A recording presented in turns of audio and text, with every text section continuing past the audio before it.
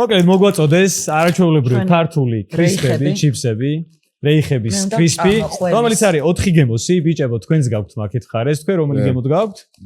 ჩემი ოსპით არის. ხო. ჩემი არის გემრიელით. გემრიელი. ეს არის სელის მარცვლებით, ეგეთი მაქვს მეც, ხო, სელის მარცვლებით. ხო და აქვე თან აი ამ ხრაშუნთან ერთად ცოტა მუკბანგის ამბავის გამოგვდის თან გადავდივართ მე მგონი მაგაში. ძალიან გემრიელია. ღვინის სნეკია ჩემი აზრით. ხრაშუნთან ერთად. ძალიან გემრიელია, აქვე უნდა ვახსენო.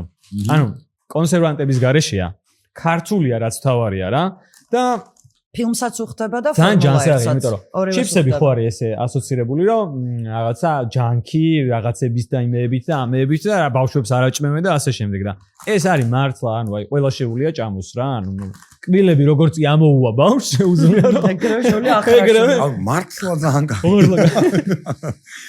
მართლა ძალიან მომწონა. გაჩუქებთ, გაგატანთ.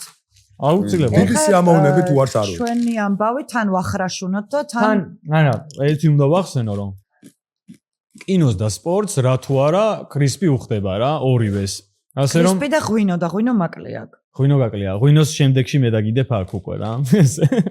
ეგ ამბავი. კარგად შეცვლის იმას მიწის თხილით რო ვიხჩობოდი აუ. კაბინაში. კაბინაში ჭამთ ხოლმე მიწის თხილს და ხან ვიხჩობით ხან რაღაცა და ეს არ დაგვახშობს. მამ ხრაშუნს შეიტანს. კი. ზრავის ხმასთან მე მგონი. ზრავის ხმასთან ერთად კი. ეს კრისპები ცოტა ხანი აქ მოვათავსოთ. თქვენც რაღაცნაირად მე მოვათავსეთ. ამოვიღე უკვე. მიზანში ყავს ამოღებული ხო?